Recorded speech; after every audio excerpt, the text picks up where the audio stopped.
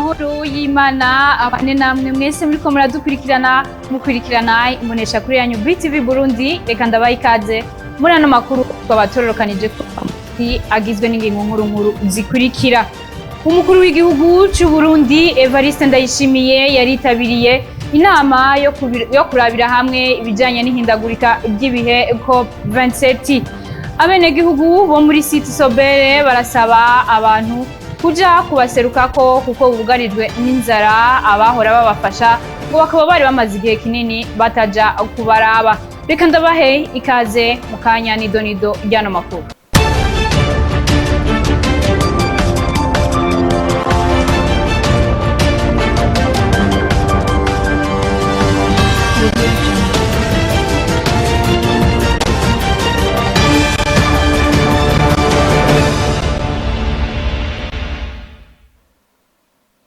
Sangwa ikaze kandi kuri mwebwe mwese muriko muradukurikirana nkuko nari mpejeje kubibamenyesha. Umukuru w'igihugu cyacu cy'u Burundi Evariste Ndayishimiye yaritabiriye inama mpuzamakungu yo kurabira hamwe ibijanye n'ihindagurika ry'ibihe COP27. Muri iyo nama akaba yarahuriyemwo n'abatandukanye baserukira ibihugu ndetse n'abategetsi batandukanye. Ni nkuru ya mugenzi wacu Hayimo Prospere niyo nkuru. COP27 ni inama mpuzamakungu yishirahamwe mpuzamakungu ONU kubijanye n'ihindagurika ry'ibihe. Uno mwaka w'ibihumbi 2022 iyo nama iri kwibera i Sharm el Sheikh mu Misiri kuva ku igenekerezo rya 6 gushika ku igenekerezo rya 18 Munyonyo. Muri iyo nama hahurira ibihugu vyateye umukono ku masezerano yishirahamwe mpuzamakungu ONU kubijanye n'ihindagurika ry'ibihe. Afrika niwo mugabane ubangamiwe cane n'ihindagurika ry'ibihe. Abantu bangana imiliyoni 100 bo muri Afrika bazobangamirwa cane n'ihindagurika ry'ibihe uhereye ubu gushika mu mwaka wa 2030. Uburundi bukaba budasigaye inyuma. Amasoko y'amazi n'ubutaka ni itunga ridasanzwe mu iterambere ry'u Burundi no mu mibano vy'u Burundi. Ariko muri kino gihe ubwo butunzi burabangamiwe n'igwirirana ry'abantu bigatuma amatongo yaga. Uburundi butakaza amatoni imiliyoni 38 y'ivu bivanye n'itituka ry'isi. Uburundi cyo kimwe n'ibindi bihugu vya Afrika burahura n'ingaruka y'ihindagurika ry'ibihe tagiramwo uruhara kuko Uburundi burekura ivyuka bike cyane vyonona ibidukikije.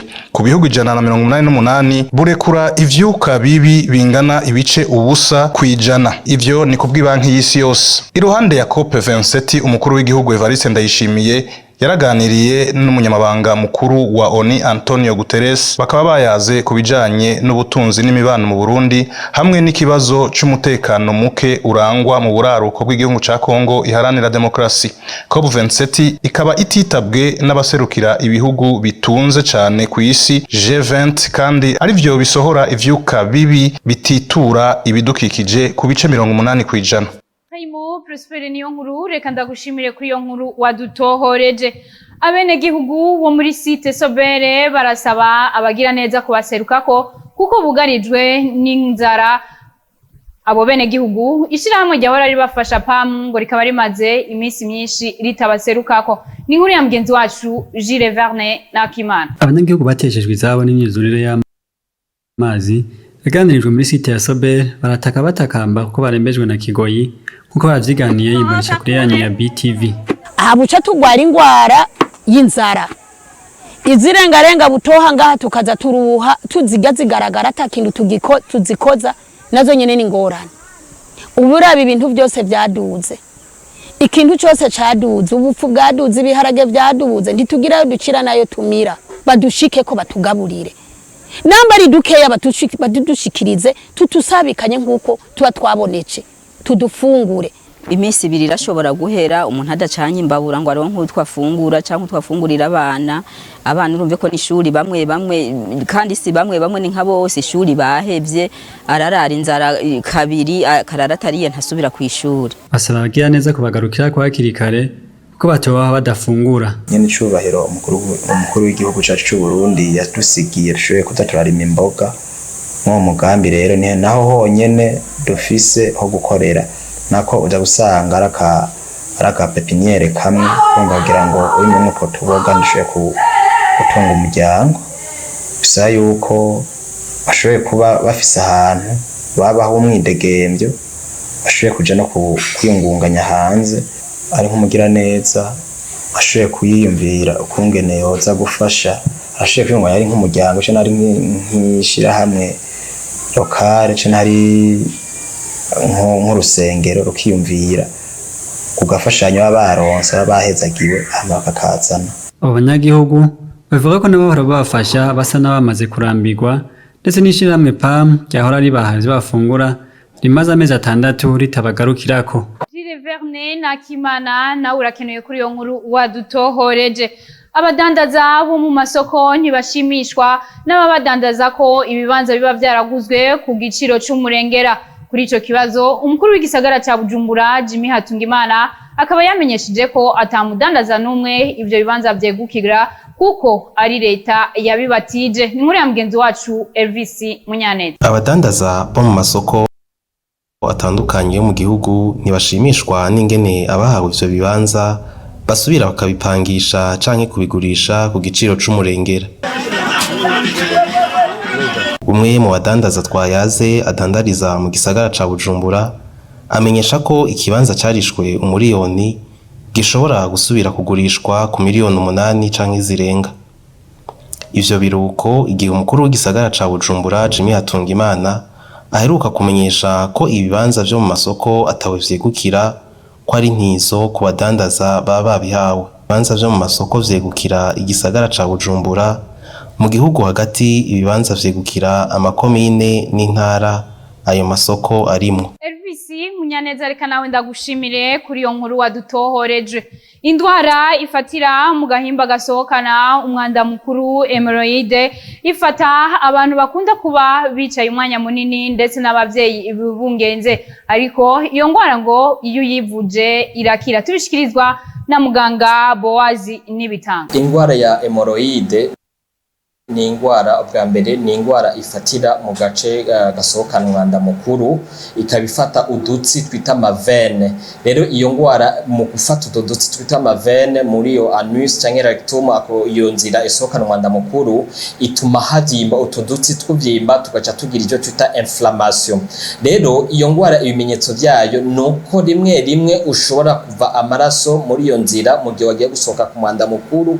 Hari hemorrhoide interne na hemorrhoide externe, ariko yitunganya akora kwa kumva umengo na kanu kakanyamanyama. Muri ico gihe abari twadutsi twavyimbye kugezaho twiserura dusohokana hanze. Rero hagati yaho akacazana n'ububare bwinshi ku buryo wicaye ukumva ubabara, nk'abantu bakunze kugumbiza canke kugera kugumirwa iyo bagiye ku mwanda mukuru, kubera ya effort canke za nguvu bakoresha kugira ngo basohoke umwanda, bigaca bituma twadutsi tuvyimba mbere tukanaturika, bagaca haba iyo ngwara ya hemorrhoide. Nk'abadamu bibungenze inyuma yo kwibaruka barakunze gufatwa n'ama hemorrhoide kubera wa mwanya baba bari kugiseba, hageze ko basunika umwana bakosha inguvu nyinshi no mu nzira zahariya twadusi tugaca tuvyimba. Nk'abantu usanga ubuzi bwabo bwa misi yose bamara umwanya muremure bicaye, no guhagarara umwanya muremure navyo nyene bishobora gutuma ushobora kugwara iyo ngwara ya hemorrhoide. Rero ni ingwara ishobora kuvugwa kandi igakira. Abantu bakwiye guha agaciro abakora akazi ko gucungera umutekano ku bunywero buba butandukanye, ngo kuko ako kazi kabo kabatungiye imiryango. Tubishikirizwa na Christian Mozenzi, umwe mu bakora ako kazi. Tumukurikira. Kuba umusekirite n'akazi kameze nk'abandi n'akandi kazi, sinzi nk'ino mu Burundi cyangwa muri Afrika usanga abantu b'abasekirite n'abantu baba bagayitse cyane, ariko ugiye kuraba mu bindi bihugu byo hanze nk'Iburayi cyangwa muri Amerika usanga abantu bubahwa cyane, kuko n'abantu bacungira umutekano w'umuntu usanga cyangwa bacungera appartement ibintu ubona yuko bari birishe kubona muri societe. Ubusekirite icyame na mbere kwanza ntidukoresha igikenye, dukoresha ubwenge. Iyo ubonye abantu bari brutale baza kuraba kwanza situation source ya iyo brutality yabaye, hanyuma icyo ukora sikindi ukoresha ubwenge. Nta nguvu dukoresha, bajya bagiye usanga bakoresha inguvu ntibabaza ubusekirite, bakoresha ntuze bakagenga uganira kuko bajya bari brutale niho bari kwanwa amazi. Ibyo cyo nababwiye yuko tubana nk'abandi kandi dufise amaraso nk'ayabandi bafise, dufise ubwenge nk'abandi bafise, niba tugaye kubera tuba twambaye impuzu z'igisekirite cyangwa tuba turabasekirite ahubwo bari bakwiye kudufata nk'abantu b'agaciro kuko n'abantu deja ubura ahantu uri kurakonsoma surtout nk'uko nabivuze nk'akarero nk'utubare ugasanga uri kurakonsoma n'abagenzi mugabo twe tuba turi hajya kugira tugucungira umutekano wawe icyo ufise mu mufuko kigende neza ukonsome bigende neza hanyuma no atahutaha amahoro nicyo twashaka réussite yacu numva kuvuga yuko nuko waje kunezerwa ugataha uramahoro niyo réussite twifuza mu kazi rero niba tugaye watufate nk'abantu menga babuze akazi tumeze nk'abantu menga tacu tumaze au contraire turafise ikintu gikomeye cyane dufasha in société surtout andwa ducongere mugabo uravye umushahara abasekirite baronka ni muto cyane gose naco gituma dusaba amanagere bacu cyangwa ababosi bacu bagerageze bahagaciye umusekirite. Akaba ari no kuri yo nkuru dusozereye ko amakuru yacu y'uno munsi. Reka ndabashimire mwebwe mwese mukora ibishoboka byose kugira ngo mukurikirane imbonesha kuri yanyu BTV Burundi. Shimire bagenzanje bakoze ibishoboka byose kugira ngo ano makuru yacu y'uno munsi abashikire atankomanzi. Nshimire Peniera Kaze Mwami yarayahagarariye hamwe n'abari mu buhinga bw'ivyuma. Ndabipfurize kubandanya mukurikirana ibiganiro bica kumbonesha kure yanyu BTV Burundi.